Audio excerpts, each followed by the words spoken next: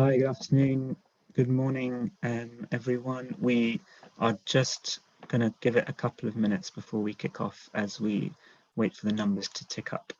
Thanks very much.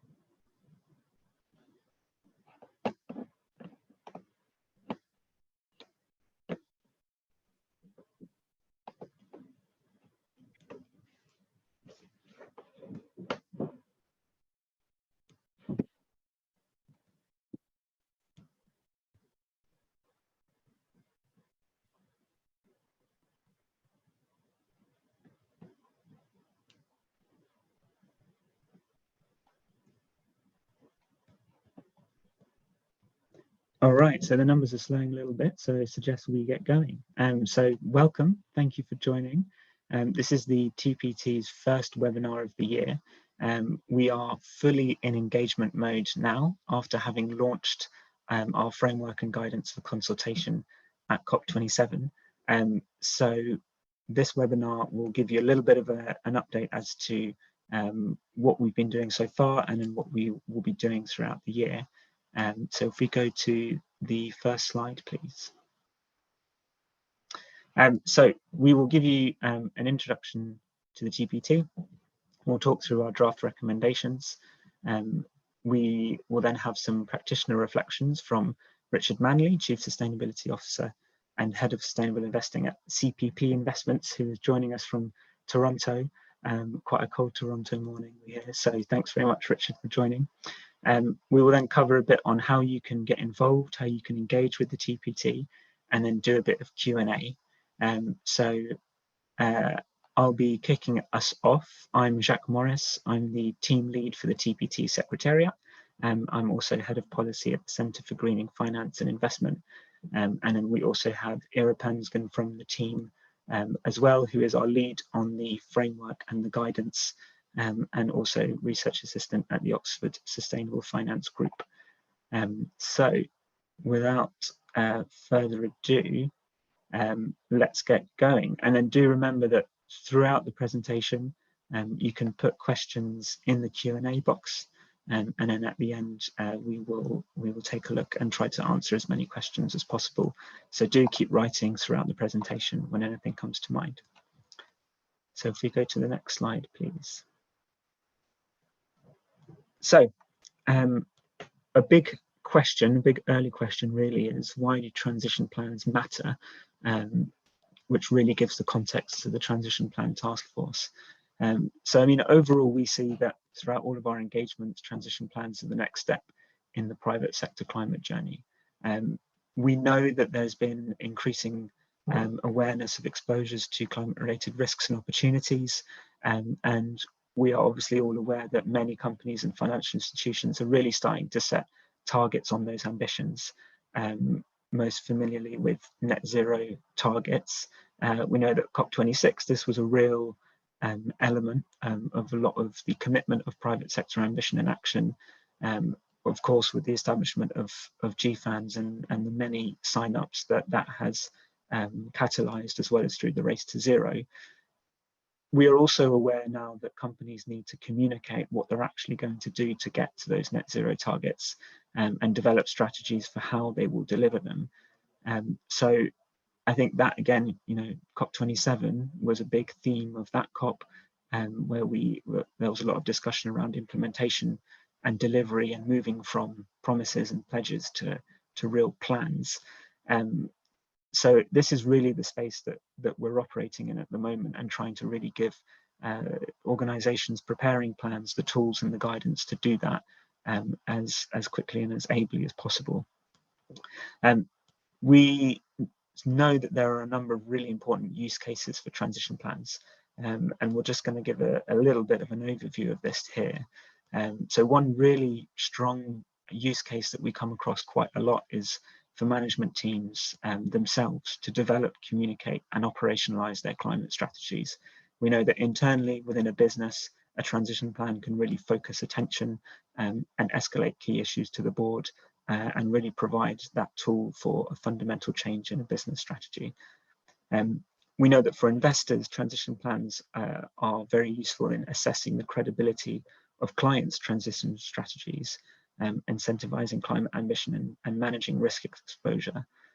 For insurers, transition plans are useful in making more informed underwriting decisions, for corporates to manage their own climate risk exposure and the carbon intensity of their value chain as well. So that's a really important use case here for corporates. And then for regulators and policymakers, in terms of supporting market integrity, consumer protection, financial stability, and that's another really important part of the TPT's work in our conversations with regulators and policymakers in the UK, but also abroad, in terms of using transition plans in order to really assess how at the firm level or at the sector or market level, the progress towards meeting climate targets. And then there's a broader use case for civil society actors and also the general public. This is a means of communicating climate ambition. And we hope to show you that everything that we're doing in the TPT goes beyond just a disclosure framework, but also a means of really operationalizing future strategy. So there are many plans in the system. These can vary in quality, they can lack in detail, and the TPT was set up within that context. So if we go to the next slide, please. So the TPT was launched by the Treasury in the UK to develop a gold standard for transition plans. A really important point here is that this is both for financial institutions and the real economy. So everything that we're going to be talking through today applies to both finance and the real economy. The initial push came from Chancellor Rishi Sunak when he was Chancellor in the UK at COP26 and announced the Transition Plan Task Force as a key part of the UK becoming a net zero financial centre. So we're really here to try to develop that gold standard, some of the impacts that we hope to have driving the transition by giving financial institutions and companies the tools, the plans that they need, tackling greenwashing. The task force is also, it's a task force. It's a collection of market leaders, of CEOs, and I think another really innovative part of the TPT is bringing together that diverse set of views and also coordinating internationally. And a key point as well is that we are informing future regulation. The Financial Conduct Authority in the UK is actively involved at pretty much every level of our governance structure and has committed quite clearly to drawing on the TPT to strengthen reporting requirements in the UK. There is a very useful market update from the FCA from last month, which encouraged companies to consider the TPT to take part in the consultation and showed that the FCA would be taking on board the TPT's recommendations. We have a 2-year mandate and the Secretariat is made up of staff from the Centre for Greening Finance and Investment, which is a research consortium led by the University of Oxford and by the climate policy think tank E3G. So next slide, please. And then I mentioned the TPT is a task force. Well, this is the top level of our structure. We have a steering group. We are co-chaired by the CEO of Aviva, Amanda Blunt, and the Treasury Lords Minister, Baroness Penn.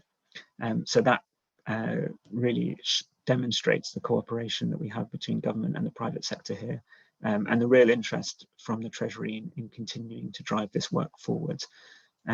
We have a number of really important stakeholders in this steering group. I'll pull out a few of the key names.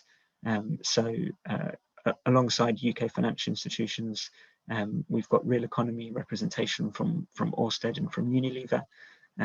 We have a good link in with UK financial regulators through Sasha Sadan of the FCA and Sarah Breeden of the Bank of England.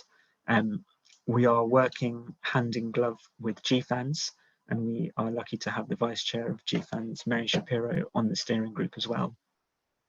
And also, in order to make sure that our international efforts are as strong as possible, we have Martin McBrien as the Director of Strategic Affairs at the IFRS, responsible for the ISSB.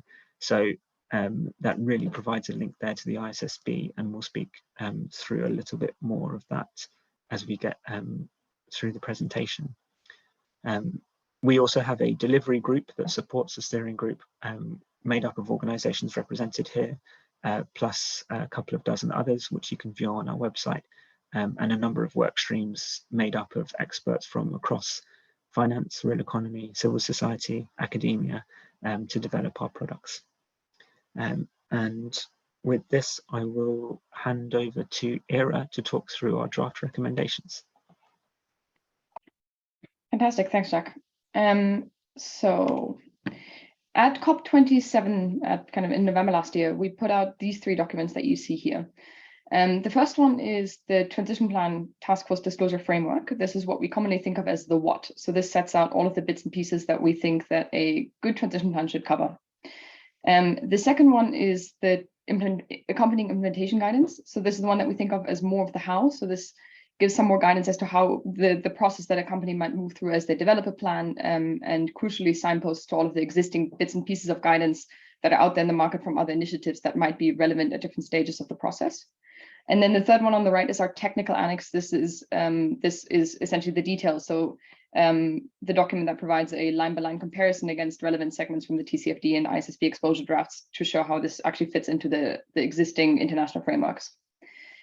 Before I dive too much into the detail of the first 2, I quickly want to spend some more time on this point on international alignment. So as many of you will know, currently many companies in the UK have to report following the TCFD guidelines that's been implemented by the FCA, but also by other regulators. Going forward, there's been a very strong signal from the UK government that it plans to adopt ISSB in some form.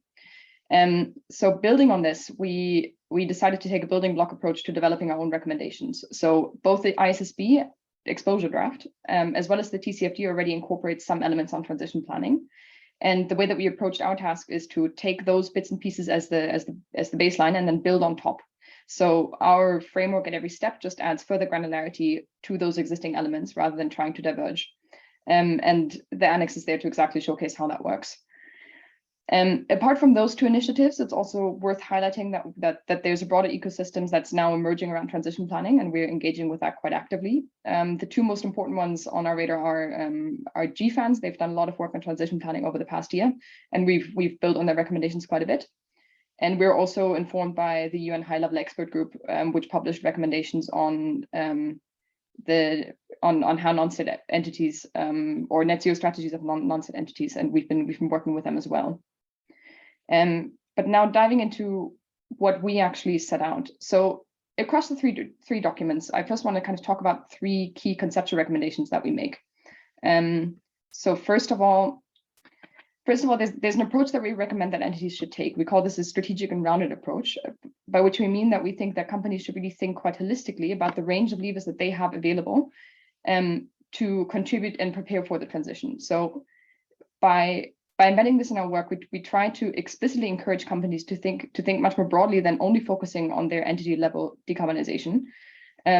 And we think that taking kind of a more holistic focus is crucial to avoid potential unintended consequences, such as individual firms simply selling off carbon intensive assets, rather than thinking about how can we make sure that these are actually phased out and closed down early. Secondly, we propose 3 principles. So 3 principles for credible transition planning. These are ambition. So are you doing what you can to contribute and align with the rapid and orderly transition that we're all aiming for? The second one is action. So a transition plan at its core should focus on the concrete steps that you're taking as a company, particularly those in the short term. So think the next 1 to 3 years. And then the third principle is accountability. So we encourage firms to think or to make sure that they have the governance and the reporting mechanisms in place to ensure delivery and accountability of their plans. Now, the third concept that is quite crucial in our recommendations is the definition. So we define a transition plan as integral to an entity's overall strategy, setting out its plan to contribute to and prepare for a rapid global transition towards a low greenhouse gas emissions economy. There are many things that I could highlight here. I think the one that I want to pull out today is this bit about overall strategy. So the way that we think companies should be approaching their transition plan is not a small bit of strategy or a piece of kind of a compliance exercise, but it's about thinking quite critically about what is the strategy that we have as a company, and what do we need to change in order to be able to reach the targets that we've set. At a high level, we recommend that such plans should cover ambitions, actions, and governance accountability mechanisms. So that's A, B, and C, mirroring the principles. We also brought in this fourth bit here around material interdependencies, recommending that companies should also consider the areas where their transition plan might have material impacts on nature and stakeholders, and bring that in. Building on that definition, we then, and the principles below, we then recommend the following framework. So there are 3 layers to this. The 3 principles set at the top: ambition, action, accountability. Underneath that, there's planning stages, which I'll come to in a second, which are detailed out in our implementation guidance. And then finally, we have a disclosure element, a disclosure framework, which consists of 5 elements and 19 sub-elements that are mapped underneath those. So people who've been watching this space closely and have been engaging with transition plans will immediately notice that the 5 elements that we choose here correspond directly to the ones that GFANZ also proposes in their work.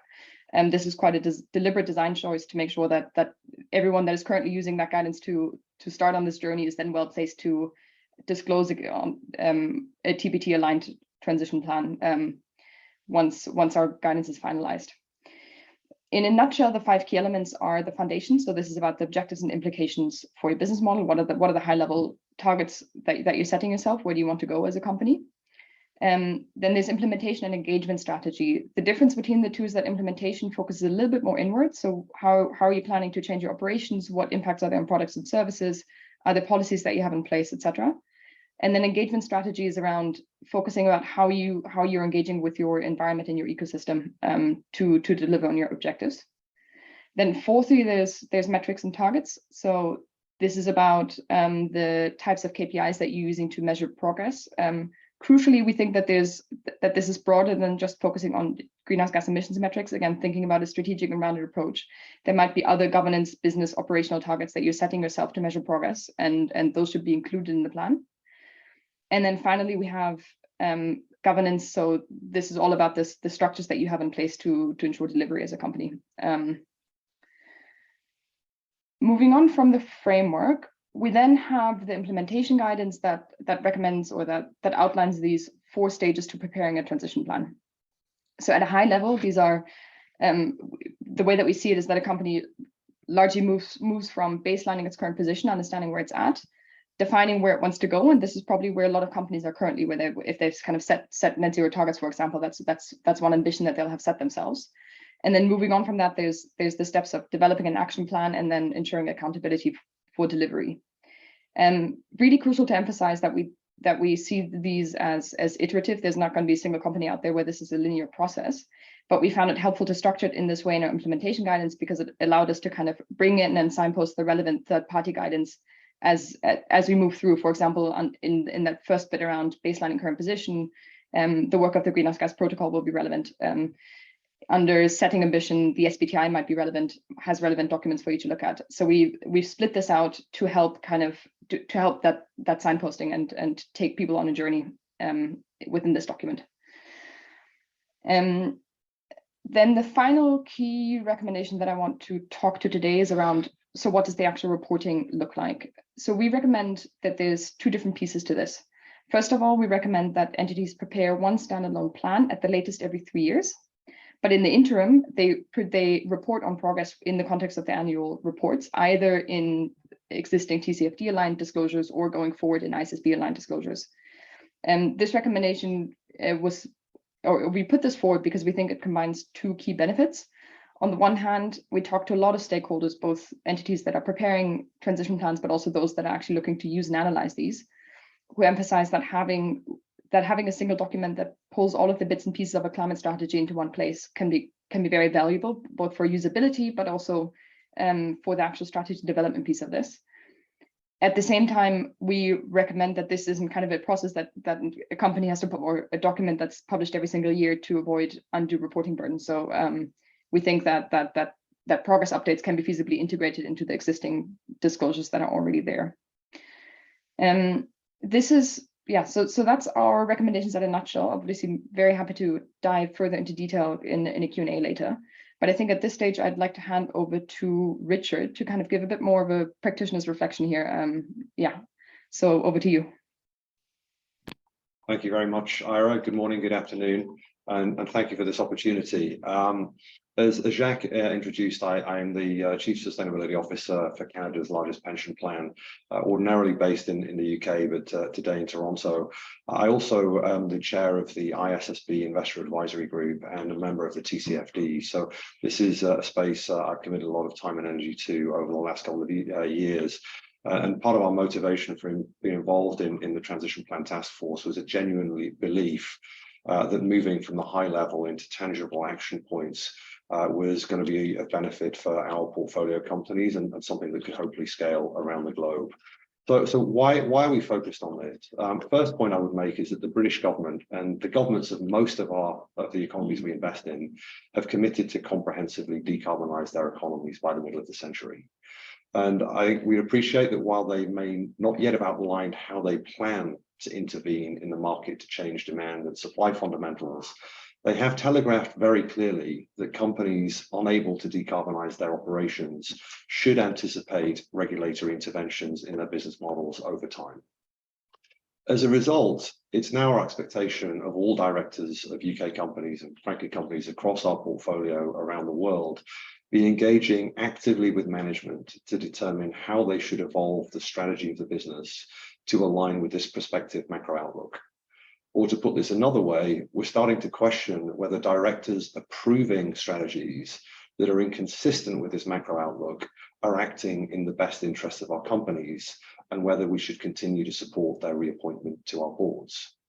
In response to, I think, this macro guidance that we're seeing from governments, we are seeing a growing number of companies articulate ambition or even commitments to attain net zero by 2050, consistent with government NDCs. I think across the globe now we're pushing up towards 3,000 companies have articulated ambition.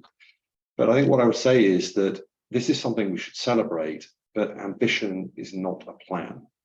And importantly, providing 28-year forward-looking guidance to the market regarding the future performance of the business without actually having this based in a tangible plan may create other intended consequences for the company. And arguably, the easiest way to mitigate those risks is to ensure that the ambition that has been articulated to the market is grounded in credible plans. We've worked directly with some of our private portfolio companies, and case studies of these we're starting to publish. One of those is a UK company, it's the Trafford Centre in Manchester. We've worked with them to develop their transition plan, and I think as a result of that, we do appreciate how hard this is. I've described it as the boardroom equivalent to eating an elephant.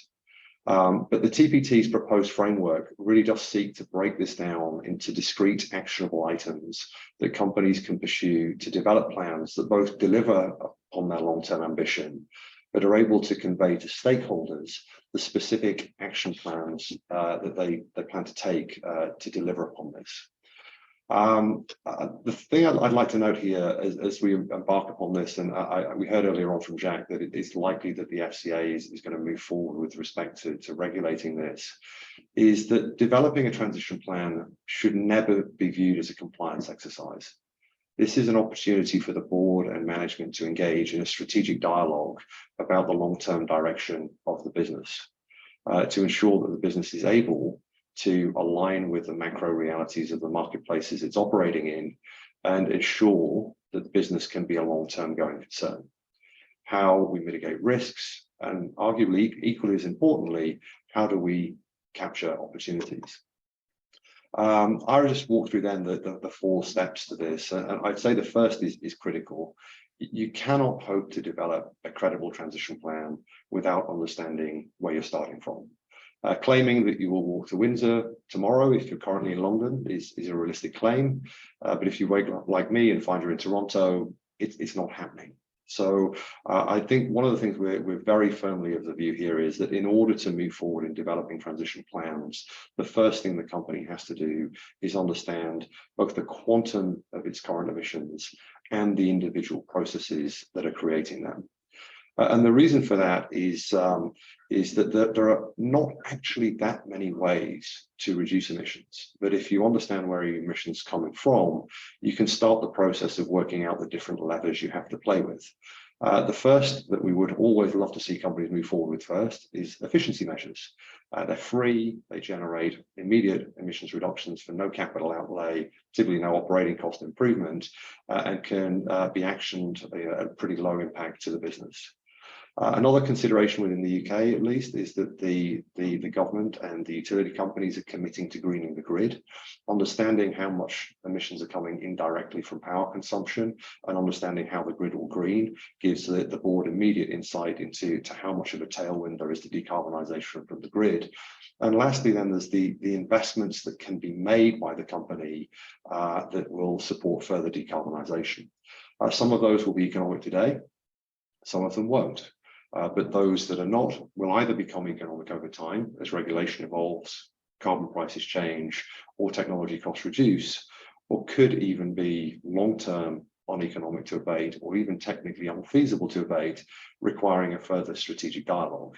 And that strategic dialogue could be these operations we anticipate we may need to close, these operations we anticipate we will need to offset, or are these operations that we anticipate future technology will be able to provide us a credible solution for. So I think getting that base case right and understanding the levers available to deal with the current emissions is key. And from that, once it's broken into those simple building blocks, it's then very easy to start to move on to the second bucket, which is the short, medium, and long-term actions the entity will plan to take to achieve this ambition, understanding which emissions abatements are in hand and which ones will need to be pursued over more medium terms. Governance and accountability, and this is, I think, taken from the TCFD, but absolutely key. We hear people say fishes rot from the head, but if this is not owned from the very top down of the organization, I think it becomes very difficult for stakeholders to conclude that this has really been driven through the entire organization, the key priority. And then the other consideration is that climate is not something that we can view in isolation. There are stakeholder considerations to make, and we also understand that there will be some businesses have dependencies on the natural environment for the long-term viability of their business that may be unsustainable dependencies that need remediation through their supply chain to further ensure the long-term viability of the business. So why are we as investors so focused on this? I'd say in the main instance because as we're managing the pension assets for 21 million Canadians, we have a 75-year solvency test, and we like to say that we obsess about the next quarter. For us, the next quarter ends 25 years from now in quarter of a century. And as we look 25 years forward and seek to understand which are the companies we should be owning in the portfolio, we need to not only understand those businesses that are planning to mobilize their resources to align with the macro reality that we will contend with in the middle of the century, but also those that are basing that ambition on technical and economically feasible drivers of decarbonization. I think where the ambition is speculative in nature and based on largely unproven technologies, and it's not being communicated to the market that is the strategy, there is very, very real risk for us as an investor, and I'd say also real risk for the business and its directors and its executives. But where it becomes clear that the company's ambition is grounded in a clear, robust, actionable, and tangible plan, we believe that those companies will be rewarded by not only continued access to the capital markets, but access to the capital markets on more favorable terms. And even where those businesses may require incremental capital to pursue big investments required to decarbonize the business, where it's clear that the board and management team have worked through to develop an actionable plan for that to happen. We believe that the financial markets will be there to provide that financing to ensure not only the transition of the business, but its long-term sustainable value creation potential. So that's why we're focused on it. Climate is probably one of the biggest areas that my team is focused on within our portfolio. We do believe that this is a fundamental business risk and business opportunity that is a core pillar of corporate strategy for this new century.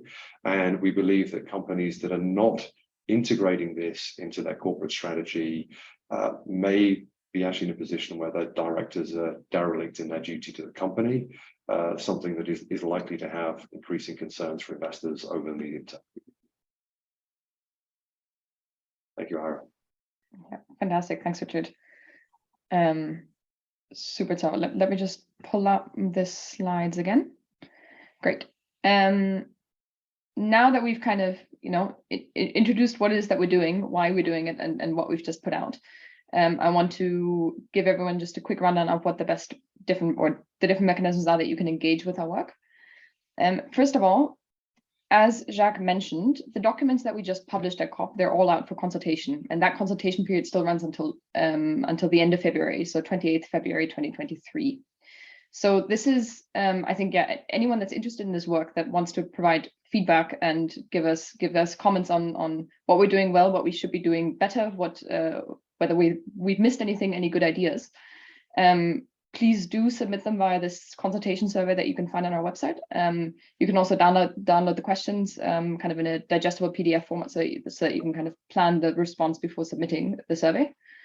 All of these responses will remain confidential, so this will be the secretariat will be looking at those, doing analysis, and then providing anonymized analyses to our delivery group as we iterate our work. The second main mechanism is targeted at any organization that is intending to prepare a transition plan and looking to use the TPT outputs in doing so.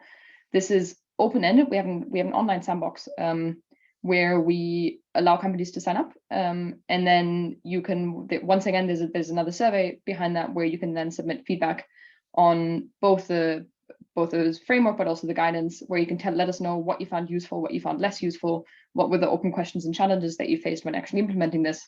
The purpose of this is really just to collect ongoing feedback on what the practical implications are of actually going through this, to help make sure that the guidance that we provide is as useful as possible.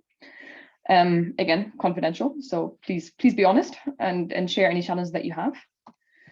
And a third one that I'll mention now, and I'll mention again at the end, is we also have a call for proposals that's going live very, very soon, where entities that are interested in kind of working together with the TPT have good ideas for bits and pieces in the ecosystem around transition plans that are still missing, and would be interested in collaborating with us and figuring out how to bridge some of those gaps. They're welcome to come forward and submit a proposal, and we'll take a look at those.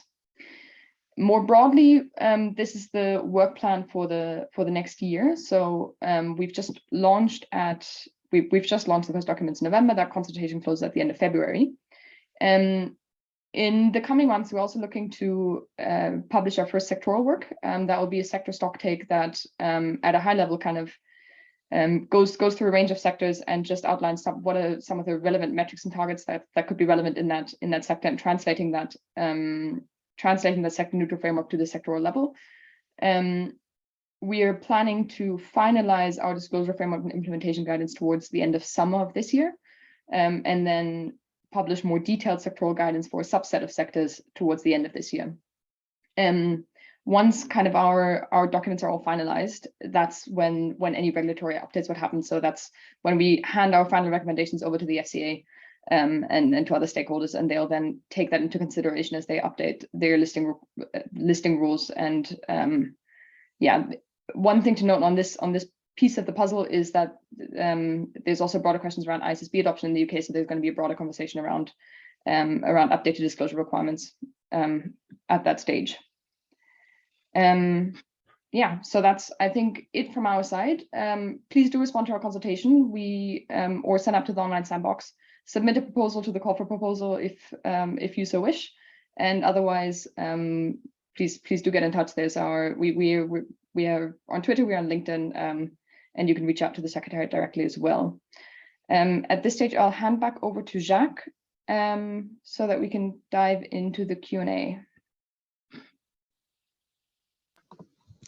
Thanks very much, Ira, and thank you, Richard, as well. Some really important points there on this, not just being a compliance exercise, and actually an opportunity for a real strategic dialogue at a board level around risks and future opportunities. So we'll do a bit of Q&A, and do remember to put questions in the chat. We've had a few coming in so far, so I'm just going to group a couple to kick off with. So we had a question on when will transition plans become mandatory in law in the UK, and then if there's an expectation that when the TPT enters UK legislation, who will this be required for? So there's a number of things at play here. I think the fundamental thing to say is that the UK government made a commitment at COP26 to mandate transition plans across the economy. A key initial action was that the FCA outlined that on a comply or explain basis, large regulated asset owners and managers and premium listed companies would need to set out a transition plan based on the TCFD's recommendations.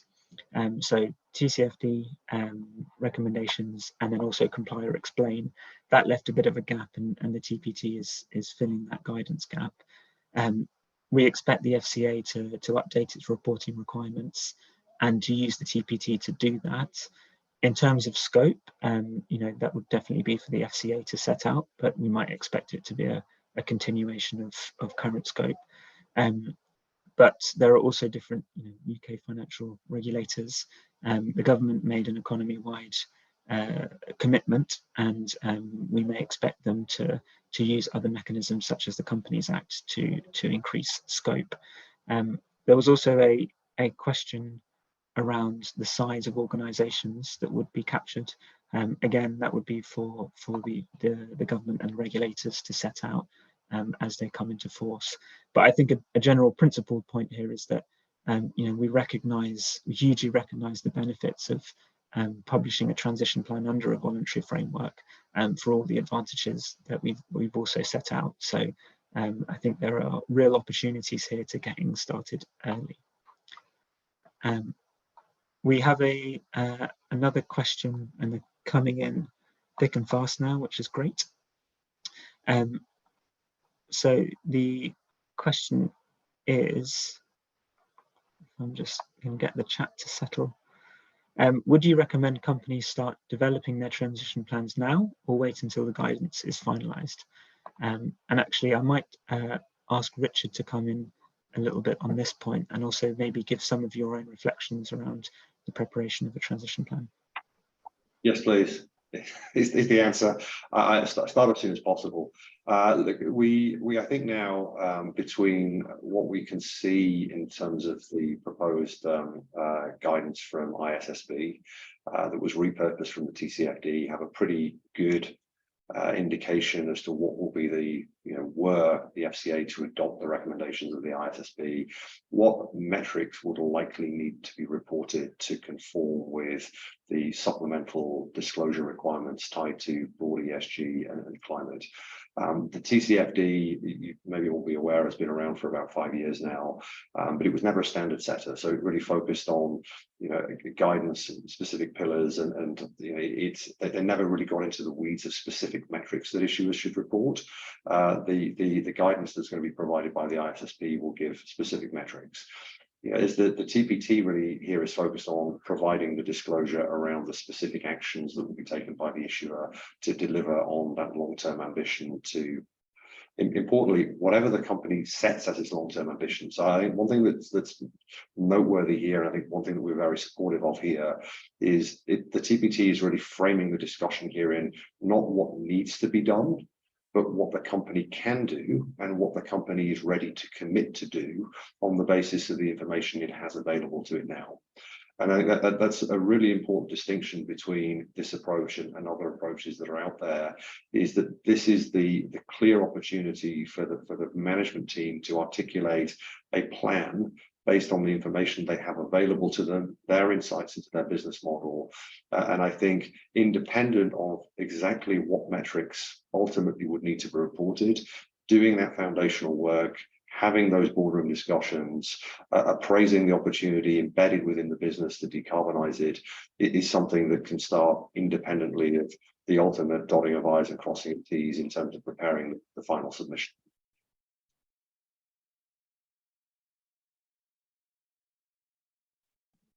Thanks very much, Richard. Very comprehensive answer. We have another question here on financial metrics and targets. So this is referring to section 4.2, sub-element 4.2, financial metrics and targets of the framework. So what sort of financial metrics should be used to assess progress? Ira, would you like to take this one? Sure, happy to. First of all, I recommend looking at the implementation guidance, because one of the things that we do there is for each of the sub-elements, we have a little bit more of an interpretation guidance around it. And there's some examples for stuff like this exactly in that document. What we mean under 4.2 financial metrics and targets is that there may be instances where companies use a certain type of financial target to measure their progress. So I think examples could be revenue shares from no or low greenhouse gas products and services, for example, building on a definition of what a no or low greenhouse gas products and service actually is. So there could be links here, for example, to a green taxonomy. But ultimately, what you're measuring is a financial term, and you're going to be measuring progress over time. And any type of metric, and essentially anything that is any financial metric that you're using to measure your progress is what we mean under that 4.2. I think just one thing to add, so one of the reasons why in the framework is that it's at quite a high level of abstraction, is that we designed this framework to be sector neutral, and what that might look like is going to be very, very different for different industries. So one of the things that you can expect to see in the sector stock take that comes out over the next few months is you'll see a translation and some examples as to what those financial metrics and targets for individual industries could actually be. So that should give some greater clarity on that point.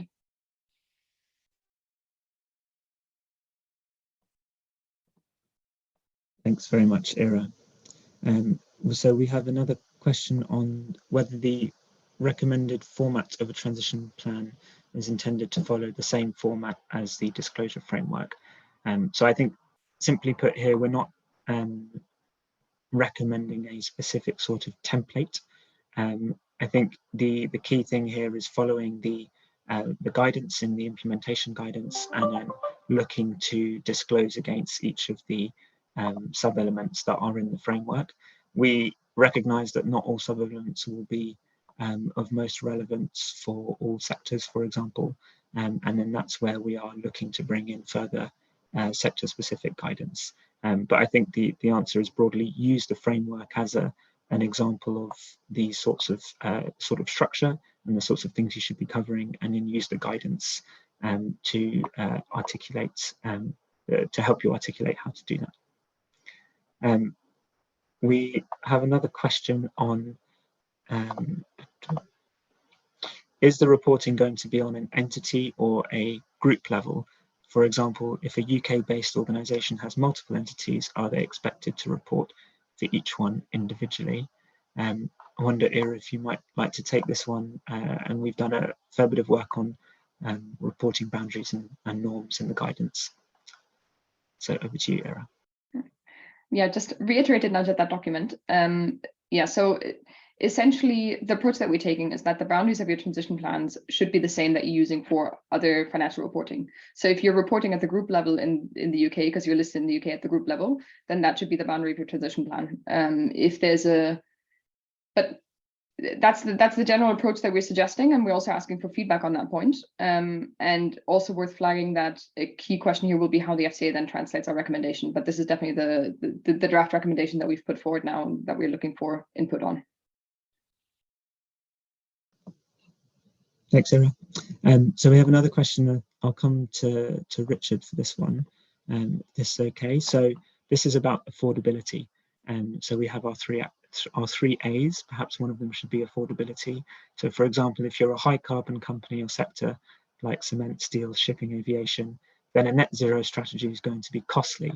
Given that many of the largest companies have shareholders, this is critical. So any comments on affordability, please?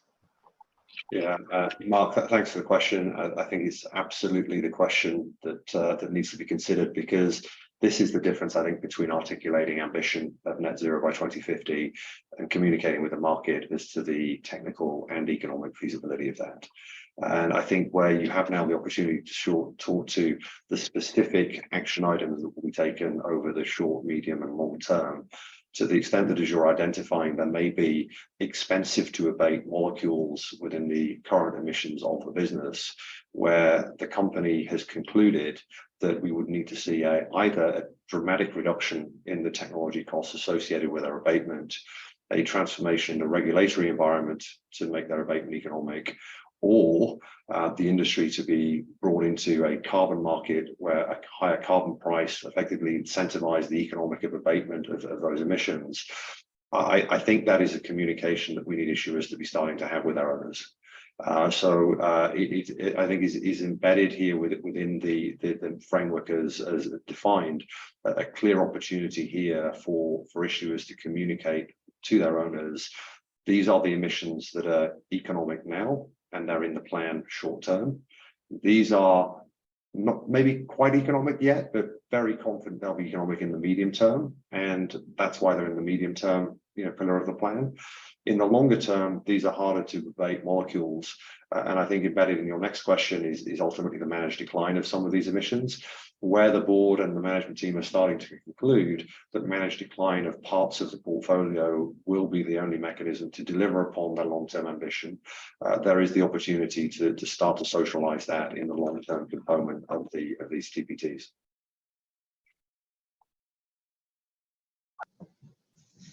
Thanks very much, Richard. And I might come back to you again just for the next question on whether we think the framework is achievable for smaller to mid-market private companies. So any thoughts on that?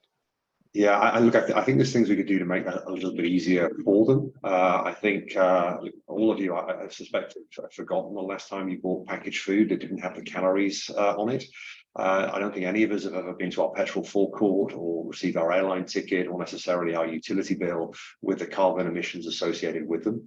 And I think for lots of smaller companies, actually having the information on hand will make it easier to get this done. And I think that's a different conversation that we can be having. But I think for most service-led companies, their electricity bill, the heating of their space and their business travel is going to be the lion's share of their emissions. And I think that's relatively easy to get your arms around. And many of them will conclude that some of that abatement might not be economic now, but when the boiler needs replacing, we can move to a heat pump. There's things we can do near term to ration the amount of business travel we do until such a time in the long term we may have carbon neutral business travel. For businesses that are in primary industries or manufacturing sectors, clearly the challenge becomes harder, but I think that can be made greatly easier by getting the baseline information in hand. And I think we are seeing growth now in consulting firms able to provide very specific consulting to businesses that is increasingly affordable. The first pilot that we did of our approach to developing a transition plan was reasonably expensive. The second one of these we did was 1/15 of the price. So we are at the point now, I think for smaller businesses where the affordability of getting outside advice to identify the sources of emissions and different drivers of their potential abatement is becoming quickly quite affordable. But the first thing obviously then to get right is a board commitment with the management to actually pursue this as a strategic priority, get the ball rolling, get that information back, and then start to action it. But I would say for small companies, this is something that can be done for tens of thousands of pounds, not hundreds of thousands or millions of pounds. This is becoming now, I'd say, quite an affordable exercise to conclude.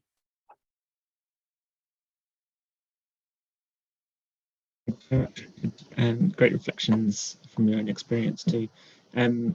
Should we go to Era for the next question, which is about companies about carbon credits. So with how much granularity does the TPT recommend companies disclose their use of carbon credits? Should regulators require companies to disclose the price and location of the credits used towards their targets? Yeah, happy to take that one. So there are two things. First of all, the key recommendation that we make on carbon credits is that carbon credits should be reported against separately to your own greenhouse gas emissions reductions. We think it's a super important piece of credibility to clearly communicate what you're trying to achieve by reducing your own emissions and what you're achieving by purchasing carbon credits externally. In terms of the granularity, we ask for transparency around some of the key quality criteria or the key information that external stakeholders need to assess the quality of those underlying credits, which is obviously a key issue in this space. So in the disclosure framework, you'll find things such as that ask companies to disclose what third-party verification has been used, what the type of carbon credit is. So is it an avoidance or removal project? Is it based on nature-based carbon removals or technological carbon removals? Some of those, there's prompts in that direction there. And then, yeah, there's in the implementation guidance, we then also, again, we signpost to some of the key guidance providers that are in this space that can help you kind of navigate what are credible carbon credits that you could be using as part of your strategy. As the TPT, we're not best placed to do more work on that because there's excellent guidance already out there. So what we try and do is we send stakeholders and we send companies to the people who've done some excellent work in this space.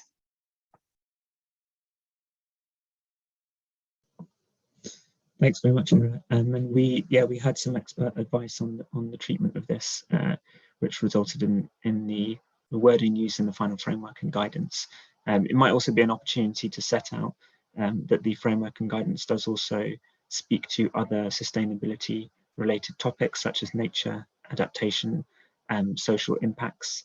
We use a concept of material interdependencies in the framework to encourage the articulation of where there is an interdependency between an emissions reduction target and another sustainability issue.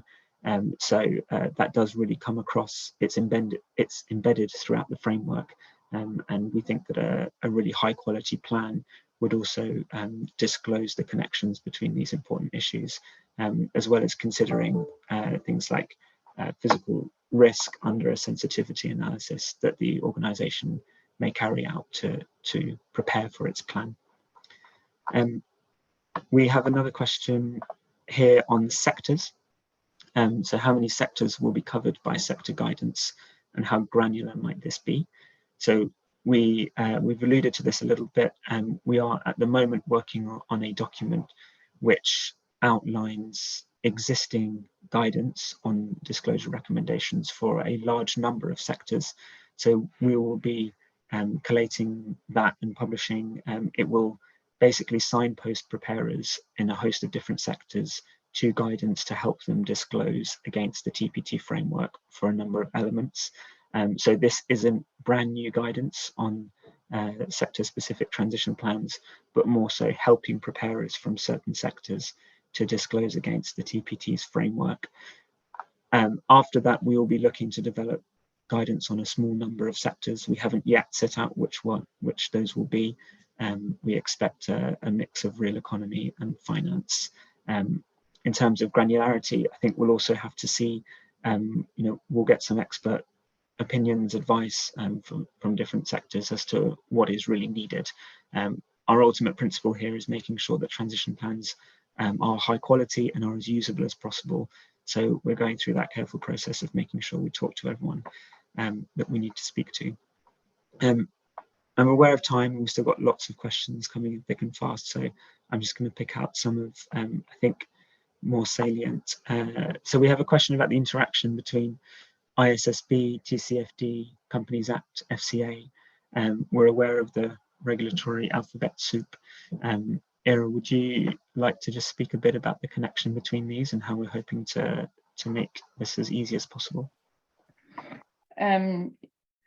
Yeah, so I think at the international level, the one that is most familiar to people so far has been the TCFD. That's been kind of around since, I think, around 2015 or something. No, kickstarted in 2017, I think. And that's been the big framework that's provided recommendations around how companies can be approached and disclose on climate-related risks, and Richard will be the expert on that.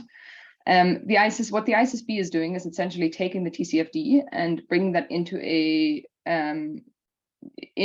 disclosure standard that's linked to the IFRS, which is I realize another acronym, but essentially it's translating that into what are the disclosures that you need for investors and taking a bit of broader scope. So it's taking TCFD on climate, but it's also taking it broader and bringing it into a broader framework of sustainability related disclosures.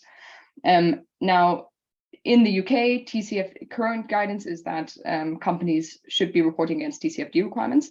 Going forward, the UK has signaled that it's looking to use ISSB standards once they have been finalized. So the ISSB is currently in draft form, hoping to finalize towards the middle of this year, I think. And then where the TPT becomes additional is that at the international level, there's currently only some guidance on transition plans. So the ISSB has some content on it, the TCFD has some content on it, and the TPT adds further granularity on top of that, recognizing that with the guidance that the TCFD has put out, it's at the moment very difficult for companies to actually implement this because there's just not sufficient granularity there. So the TPT adds specificity to that, and it's essentially a UK building block approach to what that international baseline is. And the TPT at the moment, is a voluntary initiative, and that's providing recommendations to the government. So the next step where then the FCA and the Companies Act come in is when the TPT recommendations get also translated into regulatory requirements. So at the moment, voluntary, but hopefully useful guidance that companies should be start to use and provide us feedback on as well. But with a kind of strong regulatory roadmap down the line. And point taken on the visual, we'll work on that one. Thanks, Ira. We hope that helps for now. So we're nearly at time. I'm going to give the last word to Richard. There's a question here about success factors for businesses in creating transition plans. Do they have their own teams? Any final views on sort of quick wins or tips, advice, or anything else that you'd like to say to close the session? Yeah, at COP27, I asked people to raise their hand if they'd ever developed a transition plan, and then to keep it raised if they'd ever actioned one. And no surprise, there were no hands left standing in the room. So I think the first thing that companies should embrace here is you're in good company. Yeah, that people shouldn't be shy, shouldn't be bashful about this. That we are working out effectively how to turn the clock on 150 years of industrial revolution in 30 years, and be pragmatic, be open, be honest, seek outside help. For some companies, it's not going to make sense to build internal capacity to do all of this. The consulting industry is building a lot of capacity that can be rented and borrowed to help build the initial capacity. I think for anybody using outside help, though, the thing that they should prioritize is ensuring that there is some capacity transfer, that this is an engagement that builds capacity for internal employees to better understand the drivers of the decarbonisation pathways available to the business, to ensure that they don't need to keep on re-engaging the consultants as they evolve their plan, as the regulatory environment changes, as technology costs become cheaper and the like. So look, got to have this driven from the top. That's absolutely key. If the board chair and the CEO bought into this being the appropriate way to take the strategy forward, it's going to be much more difficult than it needs to be. Ensuring ideally there's a committee of the board to build some bench strength around getting this forward is another consideration that I would recommend. And then ideally ensuring that there is an executive who is discreetly accountable for ensuring this is brought together through the organization. I can see some of the questions coming around through scope 3.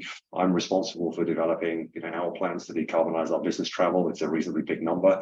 In fact, it's 80% of our total scope 1, 2 and business travel related 3. So some of these questions I could share. I should share the empathy with why they've been asked. I think embracing the fact that this doesn't have to be done by the end of the quarter, it doesn't even have to be done by the end of this year, but it is something that the market is going to absolutely expect you to have in hand. I say on a 36-month horizon and pace it accordingly, build capacity that can be sustainable. And as I said earlier, don't approach this as a compliance exercise. This is a way to make the business a fundamentally better business for the long term. Fantastic. Thank you, Richard. So on that note, I think we'll close there. Thank you very much, everyone, for joining. Please do respond to the consultation and do reach out if you've got any more questions, and get started on transition plans and use the TPT as much as possible to do that. Thanks very much all. Take care. Bye-bye.